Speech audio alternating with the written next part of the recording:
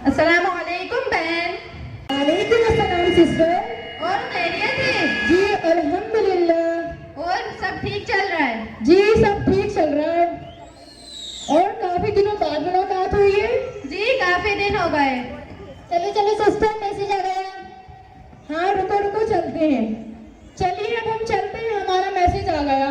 अस्तगफिरुल्लाह, इस मोबाइल का तो बेड़ा ही गर्क हो। इस मोबाइल ने तो हमारे आपसी मुलाकातों को ही खत्म कर दिया। अरे नहीं नहीं बहन, इससे तो हमारे बहुत से काम होते हैं। ओहो, इससे भी कुछ काम होते हैं? हमें तो इसमें नुकसान ही नुकसान नजर आते हैं। अरे नहीं बहन, आपको क्या पता, जिससे हम इतना काम लेते हैं उसके बारे में हम गलत सुन नहीं सकते। बस बस हमें मत सिखाइए, हमें सब पता है कि किसमें कितना फायदा है और किसमें कितना नुकसान है। अस्सलामुअलैकुम। वालेकुम अस्सलाम। अरे बहन क्या हो गया, किस बात पे झगड़ रही हो? अरे बहन क्या बताएं, ये बहस मोबाइल पर चल रही है। ये कह रही है कि मोबाइल बहुत फायदेमंद है, जबकि हमें पता है कि मोबाइल कितना नुकसानदेह है। अब आप यही देख लीजिए, इनसे इतने दिनों में मुलाकात हुई थी और आज इस मोबाइल ने यही झगड़ा करवा दिया। हाँ तो बहन आप लोग बहस मत करिए, किसी दिन कोई तारीख मुकर्रर कर दीजिए और एक जगह जमा हो जाएंगे। आप अपने वालों को ले आइए और आप अपने वालों को ले आइए, इससे ये साबित हो जाएगा मोबाइल गलत है या सही। चलिए आज जिस सबके लिए हम सब यहाँ जमा हुए उसकी शुरुआत करते हैं। आप सब मोबाइल के बारे में अपने नजरियात पेश करिएगा। चलिए सबसे पहले फायदे वालों से शुरू करते हैं।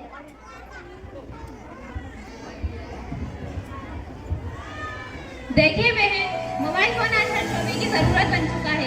फिर चाहे वो साइकिल से चलने वाला एक आम आदमी हो या कार से चलने वाला एक तजारती हो। हाँ आप सही कह रही हैं कि मोबाइल फोन आज हर शोबे की जरूरत बन चुका है, लेकिन ये कहना ज्यादा सही रहेगा कि इसको हमने खुद अपनी जरूरत बना लिया है। अब जैसे कि इसके जरिए ऑनलाइन जॉब का जो चलन चल गया है, अब जो मोबाइल खरीदने की इस्तेदाद नहीं रखते और मोबाइल चलाना नहीं जानते तो उन्हें तो अपनी नौकरियों से हाथ धोना पड़ गया। नहीं बहन, आप ये बात बिल्कुल गलत कह रही हैं कि लोग मोबाइल खरीदने की इस्तेदाद नहीं रखते। आज के दौर में गरीब से गरीब इंसान के पास भले ही खाने को ना हो पर उसके पास मोबाइल जरूर होता है। और मोबाइल का एक फायदा ये भी है कि हम मोबाइल के जरिए से घर बैठे ऑनलाइन तालीम हासिल कर सकते हैं। नहीं नहीं, मैं आपकी बात से बिल्कुल इत्तेफाक नहीं करती, क्योंकि बच्चे मोबाइल फोन पढ़ने के लिए लेते हैं। उनमें से 80% बच्चे पढ़ते नहीं हैं, बल्कि मोबाइल में गेम्स या वीडियोस वगैरह देखते हैं। और उनके माँ बाप को लगता है कि उनका बच्चा पढ़ाई कर रहा है, बल्कि वो माँ बाप को बेवकूफ बना रहा है, वो गलत रहा है, प्यार कर रहा है। और तो और माँ अपने बेटे से बोलती है कि देख देख तेरी बहन तो मोबाइल से पढ़ रही है। जी नहीं बहन, ऐसी बात नहीं है। इसमें मोबाइल का कसूर नहीं है, बल्कि मोबाइल के एप्लीकेशन का कसूर है। गेम्स एप्लीकेशन इसीलिए इजाद किए जाते हैं ताकि बच्चों को गुमराह करें, जैसे PUBG, free fire, blue whale. बच्चे दिन रात इस एप्लीकेशन का यूज करके बच्चे बहुत एडवांस हो रहे हैं, कई एक्टिविटीज सीख रहे हैं, जैसे लड़कियाँ मेहंदी, सिलाई, पढ़ाई ये सब सीख रही है। और तो और औरतें अच्छा खाना बनाना सीख रही हैं और अपने शोहरों को खुश कर रही हैं। सिस्टर, मैं आपकी बात से बिल्कुल भी मुत्तफिक नहीं हूँ। जितने इसके फायदे हैं उतने इसके नुकसान भी हैं। आप यूट्यूब की बात कर रही हैं, जिसमें लोग पाकिस्तानी ड्रामे देख देख कर उन्हीं की तरीका अपना लिया है। साहब के अच्छे तरीके जिंदगी उनके लिए कोई भाने ही नहीं रखते। अब उनकी शादी को ही देख लीजिए, आजकल तो जो दुपट्टे चल गए हैं, दूल्हा की दुल्हन और वो मिरर वाला निकाह, यानी आदमी का लगा और वो पंख लगे हुए पेन, और जो आजकल चल गए कि सजी हुई चारपाई के नीचे से दुल्हन को गुजारा जाता है। इस तरह उनके तर्ज पर शादियां हो रही हैं, वो बेपर्दगी आम हो रही है। शरीयत और दीन को तो बिल्कुल पीठ पीछे डाल दी है। जी हम जानते हैं कि आप सही कह रही हैं कि इन ऐप्स के जरिए बेहयाई और बेपर्दगी आम हो रही है, लेकिन आप सिर्फ इसके नुकसान ही क्यों देख रही हैं? इसके फायदे भी तो देखिए कि इन ऐप्स के जरिए हम मौलाना वगैरह के बयानात सुनकर उनसे दीनी मालूमात भी तो हासिल करते हैं। हाँ आप सही कह रही हैं, दीनी मालूमात तो हासिल होती ही है, मगर हमें जो मसाइल पता चलते हैं क्या आपको मालूम है सही है नहीं, बल्कि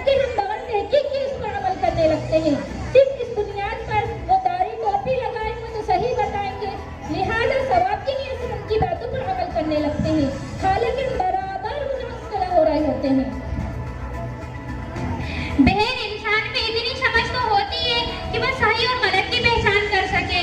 अब जैसे कि हमारे बड़े बड़े उलमा हैं, तारिक जमील साहब, तारिक मसूद साहब, तकी उस्मानी साहब, इनके बयानात भी तो है।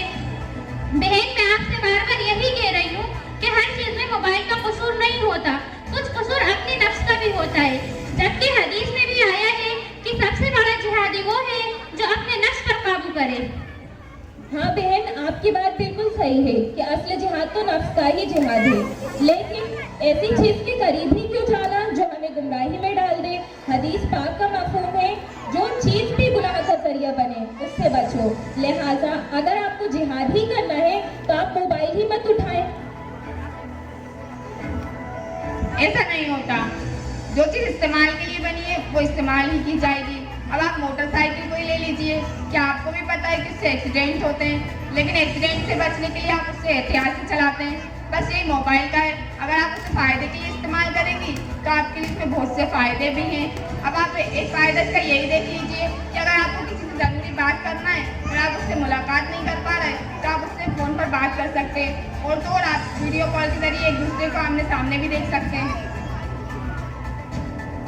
हाँ बहन, मैं आपकी बात से मुत्तफिक हूँ कि वीडियो कॉल के जरिए हम एक दूसरे से बात कर सकते, लेकिन आप ये भी तो देखिए, इसी की वजह से हम एक दूसरे के पास होकर भी दूर हो गए हैं, कि इससे हमारे रिश्ते कमजोर हो गए हैं और इस मोबाइल फोन ने हमारे अखलाकों को भी खराब कर दिया। जबकि अल्लाह के नबी सल्लल्लाहु अलैहि वसल्लम का तरीका है कि जब भी कोई आपसे मुलाकात करने आता तो आप उसकी तरफ मुतवज्जा होकर बात करते, लेकिन आप अकल को देख लीजिए, जब कोई अपन से मुलाकात करने आता है तो अपना ध्यान मोबाइल में ज्यादा रहता है, उसकी तरफ कम। और हाँ, ये भी है कि इससे कीमत आम हो रही है। जैसे कि मान लीजिए हमारे मुआशरे में सास बहू की लड़ाई बहुत आम है। सास ने बहू से कुछ कह दिया और फिर उन दोनों के दरमियान लड़ाई हो गई। बहू ने फौरन अपनी वालिदा को कॉल किया और बात को नमक मिर्ची लगाकर एक ही दो बयान कर दिया। तो ये क्या हुई? गीबत। और इसका जरिया क्या बना? मोबाइल। जबकि अल्लाह के नबी सल्लल्लाहु अलैहि वसल्लम का फरमान है, अल-गीबतु अशद्दु मिनज़ ज़िना, ये गीबत ज़िना से भी ज्यादा सख्त है। हाँ हाँ बहन, हम मानते हैं कि अल-गीबतु अशद्दु मिनज़ ज़िना, कि गीबत ज़िना से ज्यादा सख्त है, लेकिन जरूरी तो नहीं है कि इसका जरिया सिर्फ और सिर्फ मोबाइल ही हो। जबकि लोग आपस में मुलाकात करते हैं तो तरह तरह की गीबत करना शुरू कर देते हैं, बल्कि मोबाइल से हमसे बहुत से फायदे भी होते हैं। अब देख लीजिए, अगर आज के दौर में कोई हज की इस्तिताअत नहीं रखता तो वो लाइव हज भी देख सकता है, या फिर अगर कहीं हमें अर्जेंट में किसी डॉक्यूमेंट्स की जरूरत पड़ जाए तो उसे हम चंद सेकंड में मंगवा भी सकते हैं। अरे मेरी बहन, आपको बस इसके फायदे नजर आ रहा है, नुकसान नजर नहीं आ रहा है कि इससे हमें पर्सनल इंफॉर्मेशन दूसरों तक पहुंचती है, जिसकी वजह से हमारी आईडी हैक हो जाती है। और जो फोन पे और पेटीएम चल गए, अगर उससे हम पैसे ट्रांसफर करें तो वो कभी कभी किसी और के पास पहुंच जाते हैं, जिससे हमारा हजारों लाखों का नुकसान हो जाता है। और इस मोबाइल का सबसे बड़ा नुकसान तो ये है कि इससे नौजवान नस्ल बिगड़ रही है, रात रात भर चैटिंग करती है, मूवीज देखती है, सॉन्ग सुनती है, जिसकी वजह से सुबह की नमाज कज़ा हो जाती है, और जैसे कि उनको अपने दीन से कोई मतलब ही नहीं रहा। जी, अगर ये मोबाइल हमें रात भर जगाता है तो सुबह उठाता भी तो यही है। इसकी अलार्म की वजह से हम फजर की नमाज के लिए उठ पाते हैं। आजकल मर्द हो या औरत, काम की मशगूलियत की वजह से इतना ज़्यादा थक जाते हैं कि बिल्कुल बेखबर सोते हैं, उन्हें फजर की नमाज का होश ही नहीं रहता। तो मोबाइल की अलार्म की वजह से हम फजर की नमाज के लिए उठ पाते हैं और नमाज अदा कर पाते हैं। हाँ हाँ, आपका कहना ठीक है कि अलार्म के जरिए नींद खुल जाती है, लेकिन मेरी बहन ये भी तो देखिए कि पहले के जमाने के भी जो सल्फ सालिम थे वो भी तो बगैर अलार्म के उठ जाते थे। उनमें भी तो दीन का ऐसा जज्बा था कि वो रात भर जागते थे, रात भर इबादत करते थे, उनको भी तो अपनी नमाजों से मोहब्बत थी। लेकिन हम आज के नस्लों को देखते हैं कि वो रात भर जागते हैं और मोबाइल में मशगूल रहते हैं। इससे तो देखकर ये पता चलता है कि जिस इंसान को जिससे दिल से भी मोहब्बत हो जाए वो उस काम में लग जाता है। हाँ मेरी बहन, इसका नुकसान ये भी तो है, बच्चे इस मोबाइल के जरिए बिगड़ रहे हैं। वालिद इसकी वजह ये है, वालिदैन अपने बच्चों पर तवज्जो नहीं बच्चों पर देना चाहिए, वो मोबाइल पे देते हैं। हदीस पाक में आया है, मा नहला वालिदुन वलदन मिन नहरिन अफदल मिन अदबिन हसनी। हदीस पाक का तर्जुमा ये है, वालिदैन की तरफ से औलाद के लिए बेहतरीन तोहफा ये है उसकी अच्छी तरबियत करना और अच्छे अखलाक सिखाना। लेकिन आजकल के वालिदैन ने बच्चों के हाथों में तोहफे मोबाइल दे दिया, उनकी अच्छी तरबियत नहीं हो पाती, वही बच्चे बड़े होकर माँ बाप की नाफरमानी करते हैं। ठीक है बहन, आपने जो हदीस बयान की है वो बिल्कुल सही है कि वालिदैन की तरफ से औलाद के लिए बेहतरीन तोहफा अच्छी तरबियत और अच्छे अखलाक हैं। लेकिन आजकल मोबाइल में बहुत से ऐसे कार्टून चल गए हैं जैसे कनीज़े फातिमा, अब्दुल बारी, जिसमें अल्लाह और उसके रसूल की बातें बताई जाती हैं। हम कार्टून के जरिए से बच्चों को दीन की तरफ राग़िब कर सकते हैं। नहीं बहन, मैं आपकी बात से बिल्कुल भी इत्तेफाक नहीं रखती। अगर हमें अपने बच्चों की तरबियत करनी है तो हम मोबाइल के जरिए ही क्यों करें, बल्कि हमें खुद इस बात की सलाहियत होनी चाहिए कि हम उन्हें अच्छे और बुरे चीज़ में तमीज़ करना सिखा सकें, ना कि इन मोबाइल के कार्टून के जरिए। और अगर आपको उन्हें दीन की तरफ राग़िब ही करना है तो इसके लिए दीनी मदारिस भी तो हैं, आप उनमें दाखिला कराएं। और अगर हर चीज़ मोबाइल से ही सीख ली जाती तो मदारिस खोले ही क्यों जाते, बल्कि हर बच्चे को एक एक मोबाइल दे दिया जाता और वो उसी से सीख लेते।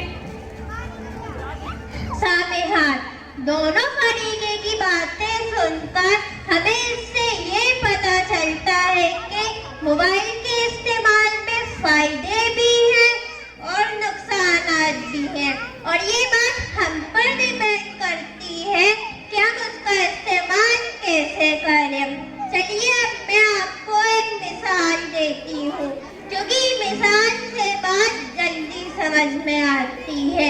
हम एक चिराग को घर में जलाकर रोशनी के लिए रखेंगे तो वो वाकई हमारे घर को रोशन कर देगा, और अगर हम उसी चिराग को पेपर या कपड़े के पास रखें तो वो हमारे घर को जला के राख कर देगा।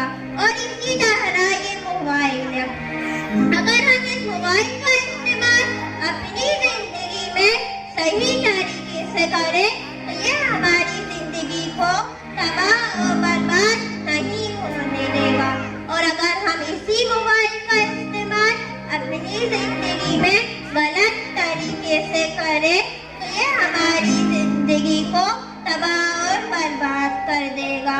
अस्सलामु अलैकुम।